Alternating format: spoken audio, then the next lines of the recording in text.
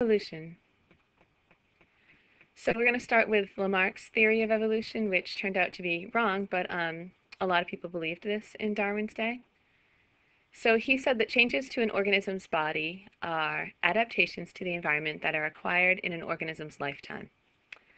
So for example, I studied so hard that I became smarter, and that made David smarter. Yeah, that's what Lamarck thought. So acquired changes are passed on to the offspring.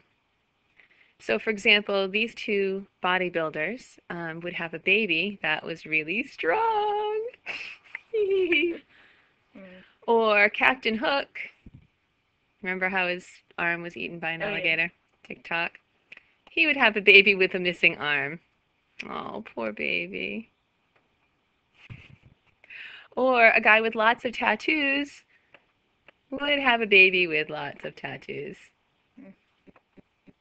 So here's his theory. The idea was called the law of use and disuse. So he said that giraffes really wanted to stretch up to the trees, and so over generations the giraffes would keep stretching their necks, and finally they would be able to eat the leaves on the trees. So if a body part were used, it got stronger or longer. If they're, it's sort of... There's a little bit to it, isn't there? Yeah, I mean, it's like, if like, there's two different mutations with like your neck or whatever, and the longer one's more advantageous, then they're gonna have longer necks. Right, but that's not what he said. Yeah, he said I know, it's so close. It's so close. If a body part was not used, it deteriorated. And that stuff is true, but it's not passed on to the offspring. Well. Organisms could change the size or shape of organs by using them or not using them. So, for example, giraffes' necks became longer over generations because the parents stretched their necks. Yeah. And so he was close. The real reason is what? That that they had kids, and some of the mutations to have longer necks than those kids got the better leaves and had more offspring. Right, so the ones with the longer necks happened to get the more leaves, and so they had more babies than the ones with the short necks. Yeah. Yep. Okay, so according to Lamarck, here's the original short-necked ancestor. It keeps stretching its neck, and so its babies have longer necks, and then it keeps stretching, and so its babies have longer necks. So he said that blacksmiths lifted heavy things and got buff, really strong, and so their sons were born with stronger arms because their dads lifted heavy objects over their lifetimes. I don't think so. Strong baby. So here's the way it would look. Inheritance of acquired traits. Traits acquired during one's lifetime would be passed on to the offspring. So for example, if you got your tail cut off, then your baby's tails would be short, and that's not how that works. Unless, of course, the owner clipped off the tail. Right, but they wouldn't be born that way. Yeah, they wouldn't be born that way. So clipped tails of dogs would be passed to offspring. Organisms, so his theory goes, organisms are continually changing and acquiring features that help them live more successfully in their environment. For example, bird ancestors desired to fly, so they tried until they developed wings. Do you remember Opus wanting to fly? Oh, yeah, that was a good book. Fly, he whispered. So all he needed was to get, what's his name? Oh, whatever, I was just going to make a reference to that. Sorry. Lamarck did not, so here are Lamarck's mistakes. He did not know how traits were inherited, that they're passed through genes. DNA sequences are not changed by the activities in life, although they can be methylated. Well, they can be methylated differently, but that's something you can study later. DNA sequences are changed with radioactivity. Well, right, but not that way. Right. So change through mutation in gametes occurs before an organism is born. So,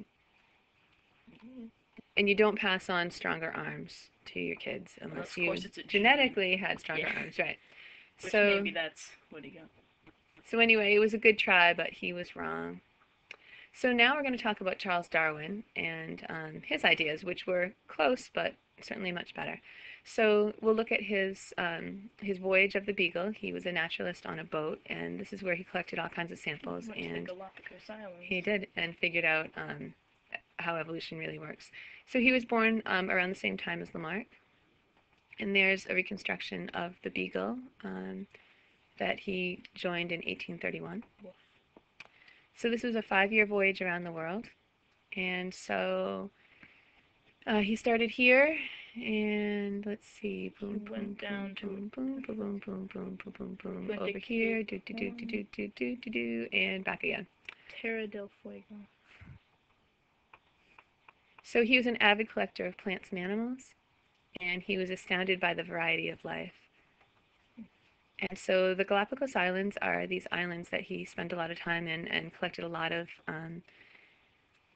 specimens. And he noticed that the turtles and the finches, the birds, were very different from island to island, and he wondered about They it. weren't very different. They were similar, but they were different. Yeah, they were different species.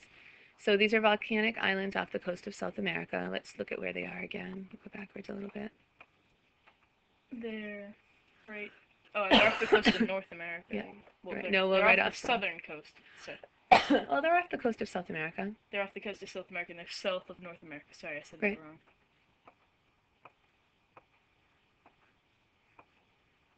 Oh, look, there they are. That was helpful, huh? Yeah. So the islands had different climates from each other and from the mainland. They look pretty close, but some of them are a lot drier. They have different types of plants that live on them. Some of them get more wind. So here are some species, some iguanas that are different from each other.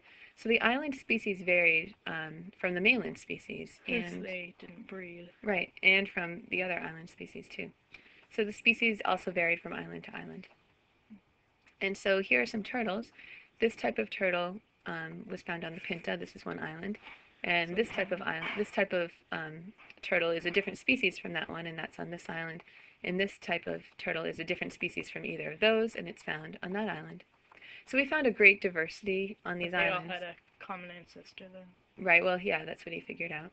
The finches are probably the most important ones that he looked at. So here's the common ancestor, and these are all the different type of finches that evolved.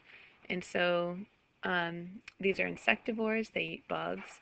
These are grainivores. So they eat, yeah, mainly grain. No, yeah, like sorry, seeds and stuff. Yeah. They eat greenery.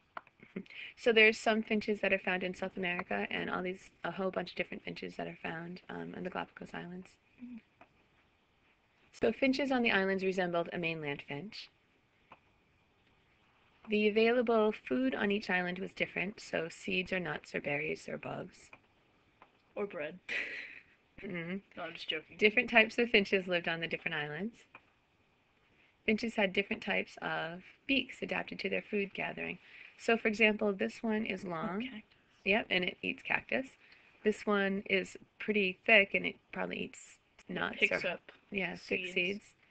This one looks pretty strong, too. I don't know what it's eating there. It rips the pods open. Okay. This one eats bugs, and it needs like a fairly narrow. It needs a long, narrow neck so they can pick it up and... Right. This one looks like it eats berries, yeah. That one eats bugs. This one eats some kind of seed. And that one has a really, really thick beak, and it breaks open that stuff. Yep. You got it. Oops. Oh. So these are their finches. So this one ate fruit, and it had this kind of parrot-like beak. This one ate insects, and it had a more grasping beak. This one ate bugs again, but it would use the cactus spines to do it, which is totally amazing. That's great. This one would actually eat the cactus, and so it had this beak that would crush things. This one had, this one, and it points so it wouldn't get pricked, I guess. This one ate seeds, and so it had a crushing beak, and this one ate bigger seeds, so it had an even bigger crushing beak. So during his travels, Darwin made many observations and collected evidence that led him to propose a revolutionary hypothesis about the way life changed. Or, evolved is another perfectly fine word that you could put in there. Well, they didn't call it evolution as much as that. So, no, but we're going to stop here. Say goodbye, David. Bye. You know what I mean?